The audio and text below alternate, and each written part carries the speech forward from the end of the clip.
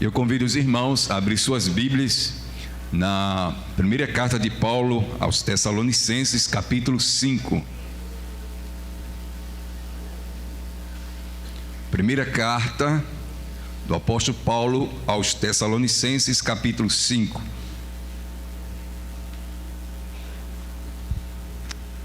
Todos acharam, amém? Vamos acompanhar a leitura, vamos ler do verso 1 até o verso 11, que diz assim: Irmãos, quanto aos tempos e épocas, não precisamos escrever-lhes, pois vocês mesmos sabem perfeitamente que o dia do Senhor virá como ladrão à noite. Quando disserem paz e segurança, a destruição virá sobre eles de repente, como as dores de parto a uma mulher grávida, de modo nenhum escaparão. Mas vocês, irmãos, não estão nas trevas, para que este dia os surpreenda como ladrão. Vocês todos são filhos da luz, filhos do dia. Não somos da noite nem das trevas. Portanto, não durmamos como os demais, mas estejamos atentos e sejamos sóbrios. Pois os que dormem, dormem de noite, e os que se embriagam, embriagam-se de noite. Nós, porém, que somos do dia, sejamos sóbrios, vestindo a couraça da fé e do amor e o capacete da esperança da salvação. Porque Deus não nos destinou para a ira, mas para recebermos a salvação por meio do nosso Senhor Jesus Cristo. Ele morreu por nós, para que estejamos acordados, quer dormindo, vivamos unidos a Ele. Por isso, exortem-se e edifiquem-se uns aos outros, como de fato vocês estão fazendo. O capítulo 4 dessa carta, o apóstolo Paulo, ele respondeu a pergunta da igreja sobre a situação das pessoas que morreram em Cristo, dizendo que elas não estão em nenhuma desvantagem com respeito aos vivos. Agora aqui no capítulo 5, Paulo respondeu a uma pergunta da igreja sobre o tempo e a forma da segunda vinda do Senhor Jesus Cristo. A grande tese de Paulo é que a igreja não deve se preocupar com as minúcias da data da segunda vinda de Cristo, mas em estar preparada quando Cristo voltar. Aleluia. Paulo fala sobre as atitudes que a igreja deve ter em relação à segunda vinda. Isto é, atitude de expectativa, atitude de vigilância, atitude de coragem e atitude de confiança. Eu gostaria de falar nessa noite sobre qual a atitude da igreja do Senhor em relação à segunda vinda de Cristo. Em primeiro lugar, uma atitude de expectativa, de alguém que espera algo, que tem certeza que virá, mesmo não sabendo quando será este dia. O tempo da segunda vinda de Cristo é desconhecido da igreja. Veja aqui no verso 1, veja, irmãos, quanto aos tempos e épocas, não precisamos escrever-lhes. Dá a entender que o apóstolo Paulo já havia ensinado a igreja sobre esse tempo de Deus, ou o momento apropriado de Deus em relação à segunda vinda do Senhor. Este é um assunto que pertence tão somente a Deus. O mesmo fizera Jesus em relação quando falava com os apóstolos. Se a gente for ler lá em Atos dos Apóstolos, capítulo 1, versos 6 e 7, Jesus está dizendo que não lhes competia saber tempos e épocas. O dia da segunda vinda só é conhecido de Deus, conforme está escrito em Mateus 24:36. A igreja de Tessalônica queria saber detalhes com precisão sobre esse tempo da segunda vinda. E Paulo não tem mais nada a acrescentar além do que ele já havia ensinado.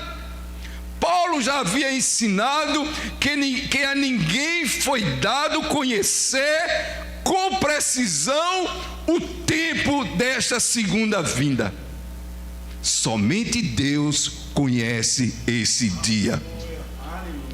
O problema, irmãos, é que muitas igrejas estão tão preocupadas com os sinais da segunda vinda, que se esquecem de fazer a obra do Senhor.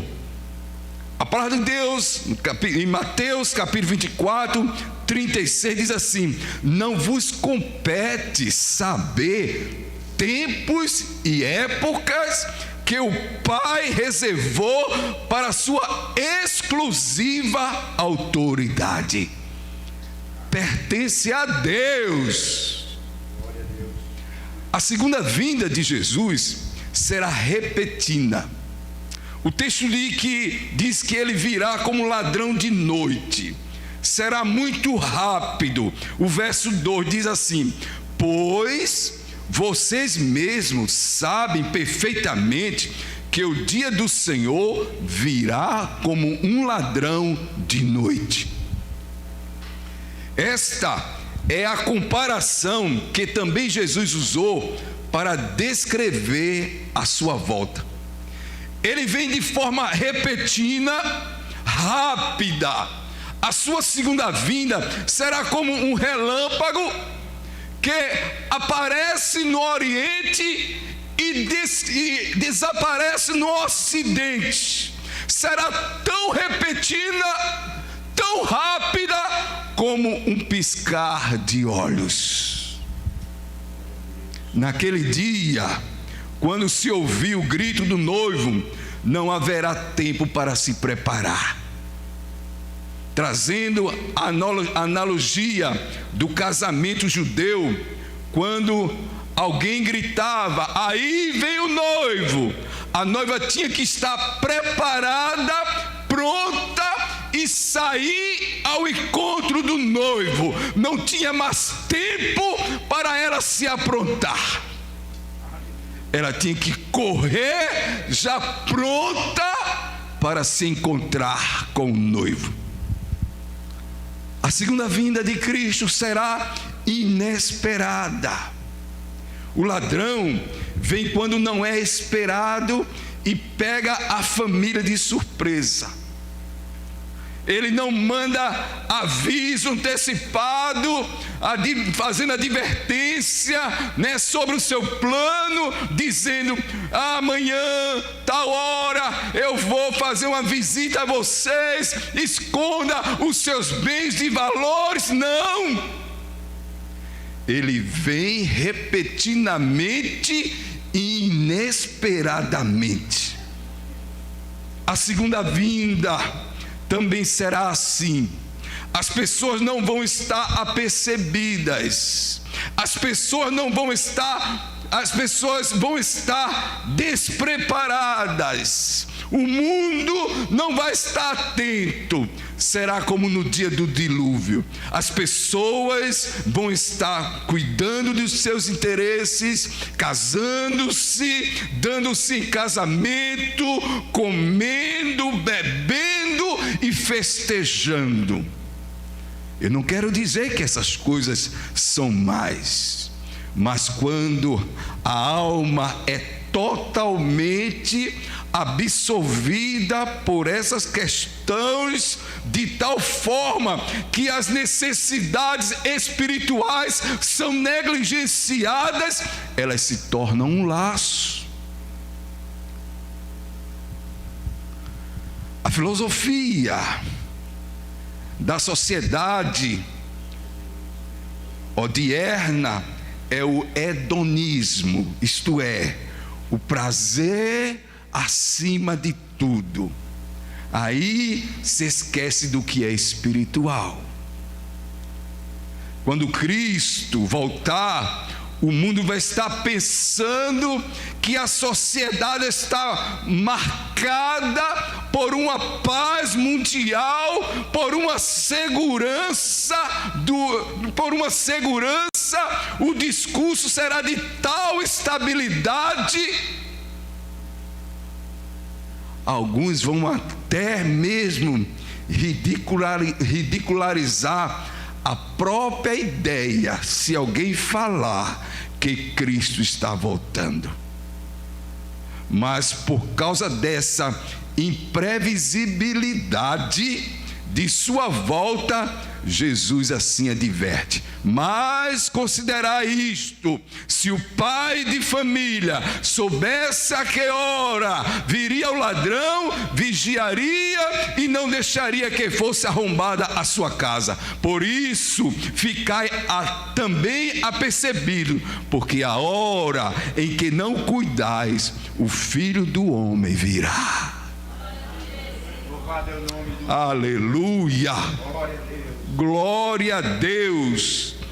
A segunda vinda de Cristo será bem-vinda para os justos, mas não será bem-vinda para os ímpios.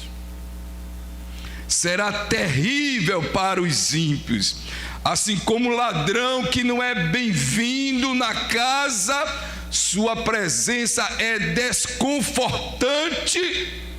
Também a segunda vinda de Cristo trará grande desespero para os ímpios.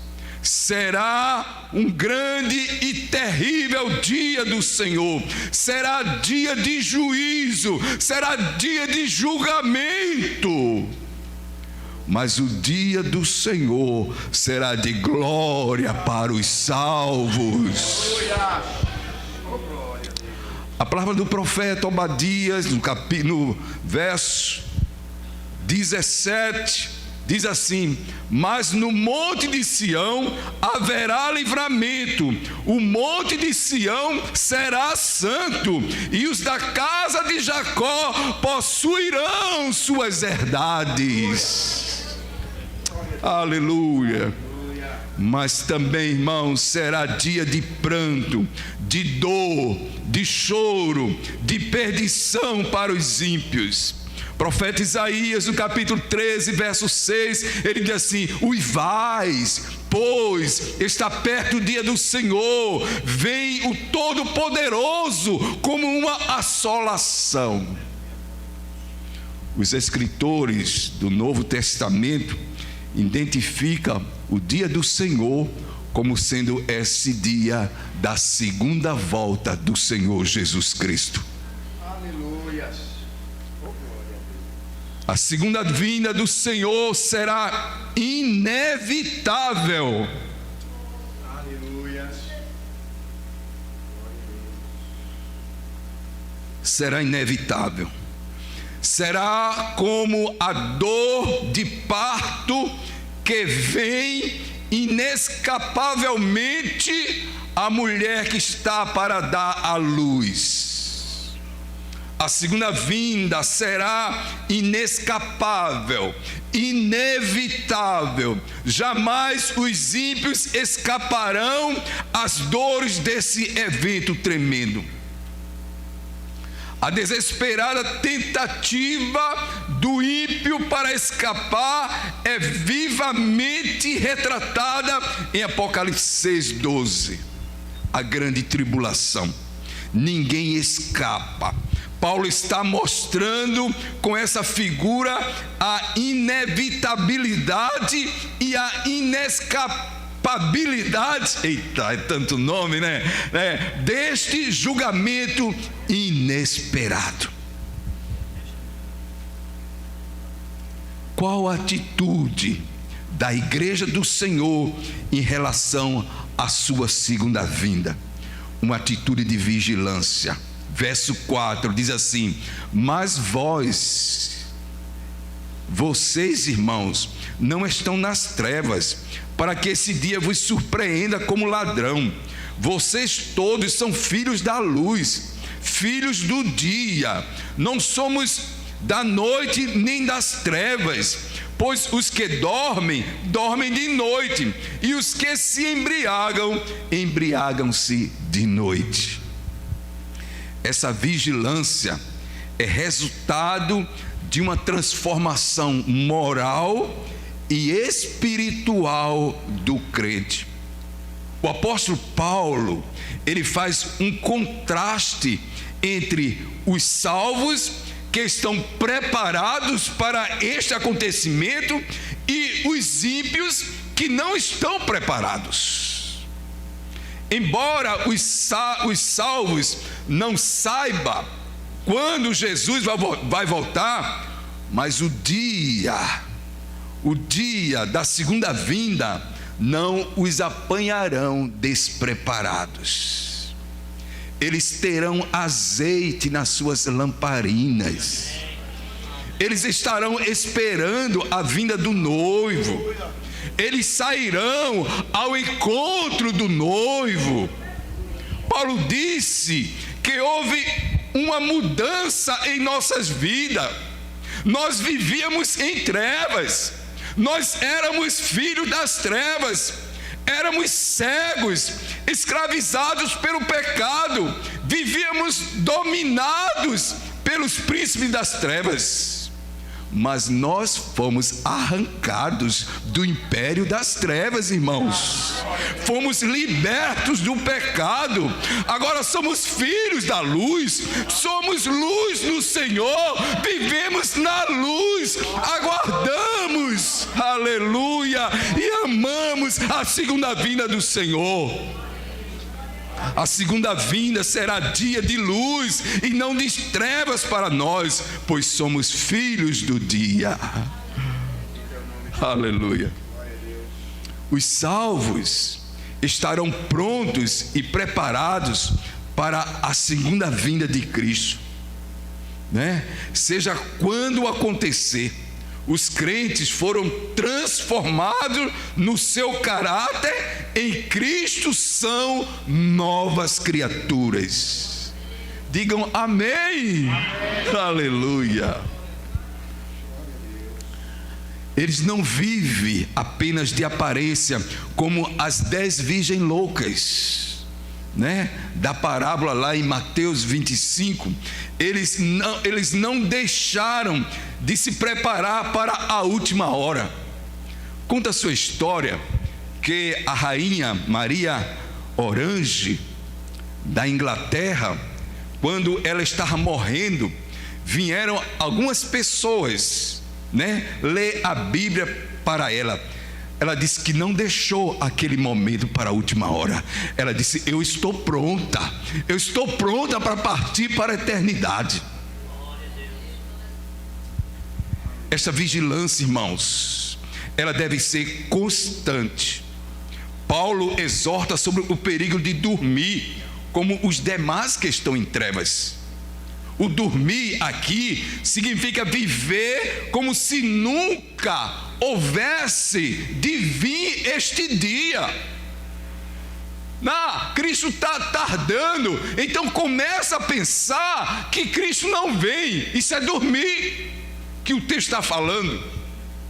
É esmorecer na fé, é baixar a sua guarda da vigilância, é achar que o Senhor está demorando e começar a fazer as coisas erradas, é se misturar com o erro dos que estão em trevas, os descrentes.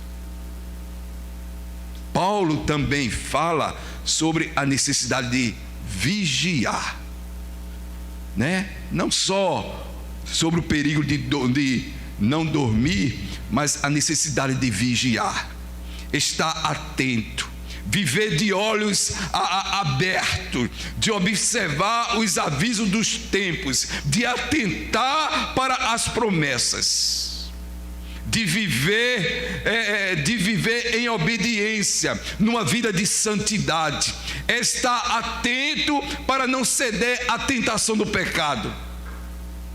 E mesmo que porventura venhamos a pecar, a errar, mas de imediato buscarmos a nossa reconciliação, a nossa comunhão com o Senhor.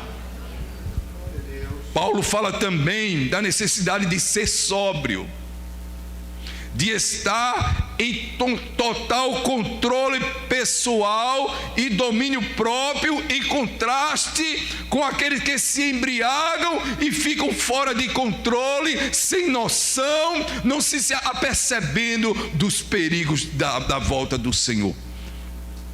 Ser sóbrio é não ser influenciado pelas ideologias malignas deste mundo e pelas heresias de homens, mas vivermos o Evangelho santo e genuíno.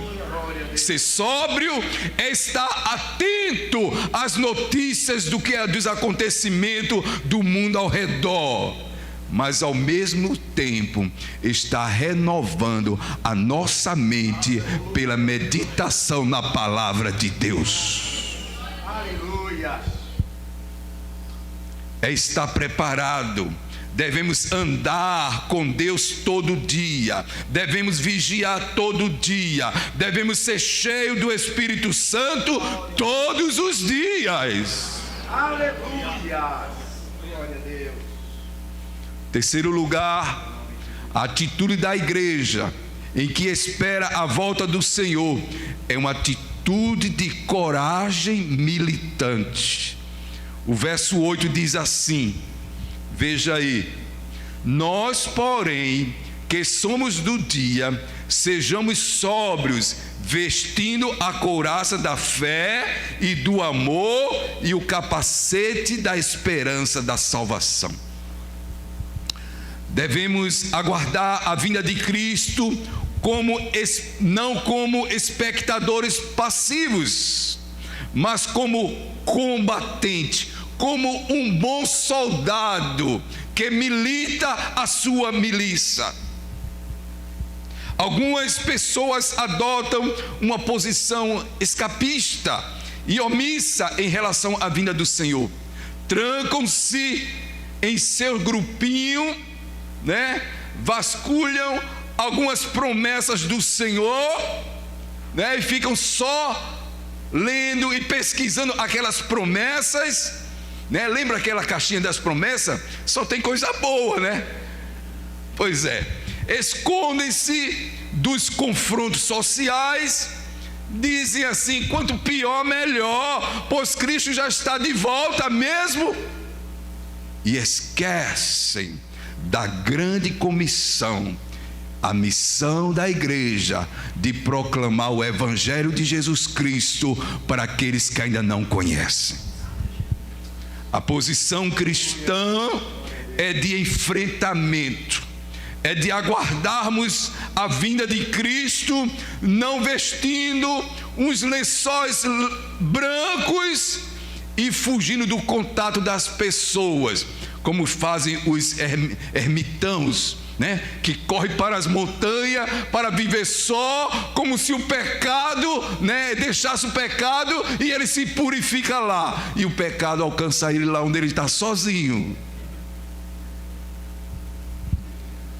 Mas deve entrar no campo do combate como soldado de Cristo, porque nós, irmãos, somos elementos de transformação no mundo. A Bíblia diz que nós somos sal e terra do mundo. Como sal, devemos influenciar positivamente na vida das pessoas, e como luz devemos ensinar, apontar o caminho a ser seguido. Como guerreiros de Cristo, fazemos uso das armas de Deus, a justiça, a verdade, a fé, a salvação, o Evangelho da paz e a palavra de Deus. Devemos lutar para acordar os que estão dormindo, inclusive. Devemos entrar no campo de batalha para ter uma fé viva e operante que nos faça agir em nome de Deus. Devemos ter um amor profundo por Deus e pelo próximo, e uma esperança gloriosa da salvação que nos está preparada. Devemos vigiar para que o inimigo não nos enrede com suas astúcias. Finalmente, qual a atitude da igreja em relação à segunda vinda de Cristo? Atitude de sólida confiança. Essa bênção, irmãos, é divinamente providenciada. A nossa salvação não nos foi dada como resultado do nosso mérito ou de nossas obras, mas como destinação do próprio Deus. A salvação, ela tem o aspecto negativo e o aspecto positivo. Negativamente, a salvação é o livramento da ira de Deus. A palavra do Senhor diz que Deus não nos destinou para a ira. Por causa do pecado, ficamos inimigos de Deus. Mas o Senhor não nos destinou para a ira. Positivamente, a salvação é a apropriação dos resultados da obra de Cristo na cruz. A obtenção da salvação ocorre mediante nosso Senhor Jesus Cristo. Depende daquilo que Ele já fez por nós e não de qualquer coisa que nós possamos fazer. Desde o início até o fim, a salvação depende do ato de Deus por Jesus Cristo. É a sua graça, tão somente, que nos alcançou. Essa bênção também consiste em uma constante comunhão com Cristo. Paulo diz que tanto os que estão vivos, os que vigiam, como os que morrem ou dormem, estão em união com Cristo. Estamos unidos com Cristo agora e estaremos unidos com Cristo, com Ele lá no céu. Estamos em Cristo, já morremos com Ele, já ressuscitamos com Ele, já estamos assentados nas regiões celestiais com Ele, e estamos com Ele para sempre. Oh, aleluia! A razão por que os crentes podem aguardar a salvação e não a ira de Deus, né? Acha-se tão somente na pessoa de Jesus Cristo, que morreu por nós. Através da morte de Cristo, aconteceu uma coisa que transformou o destino daqueles que creem. Se Jesus não tivesse morrido, irmãos, teríamos sido destinados para a ira. Não podemos separar a teologia da cruz da teologia da glória. Jesus morreu a nossa morte para que vivamos a sua vida. Finalmente, esta confiança na herança dessa bênção da salvação encoraja a uma edificação mútua. O crente não se edifica a si mesmo, ele edifica os outros. O crescimento espiritual da igreja depende da contribuição de cada irmão. eu edifico você e por você também sou edificado. A igreja tem perdido o senso da proximidade e da imprevisibilidade da segunda vinda de Cristo. Nós precisamos encorajar uns aos outros a esse respeito do nosso futuro. Cristo está voltando, meu irmão. Concluindo, Paulo demonstra neste capítulo um contraste entre os salvos que estão esperando e estão preparados para a segunda vinda de Cristo, e os ímpios que estão desesperados. Só recapitulando, nós falamos sobre conhecimento e ignorância. A igreja de Tessalônica queria saber detalhes sobre a vinda de Cristo, mas Paulo já havia dito que ninguém foi dado a conhecer esse tempo exato. Nós, como igreja do Senhor, não devemos nos preocupar com esses detalhes, irmãos, mas sim em fazer a obra do Senhor. Falamos também sobre expectativa e surpresa. A vinda do Senhor, ela é inevitável.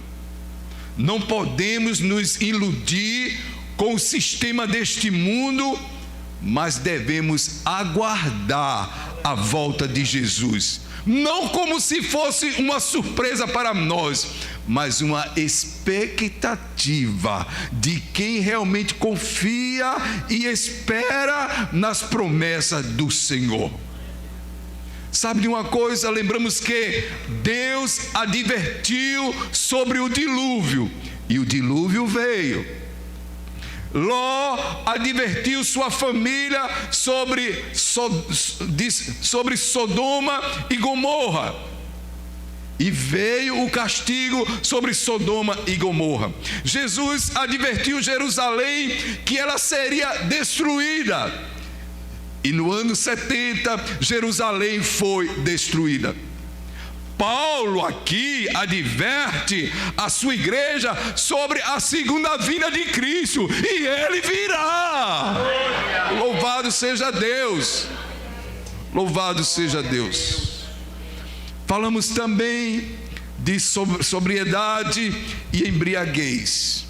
Os filhos das trevas se embriagam com as coisas deste mundo, mas nós, irmãos, somos filhos da luz, e é por isso que nós ficamos atentos. E finalmente falamos sobre salvação e julgamento. Deus enviou seu Filho ao mundo para salvar o mundo. Quem nele crê não é julgado, mas quem não crê já está condenado, já está julgado. Que Deus nos abençoe, que aguardemos Jesus Cristo com a santa expectação, irmãos, confiando, mas preparado para quando Ele vier nos buscar, nós subimos para a glória eterna.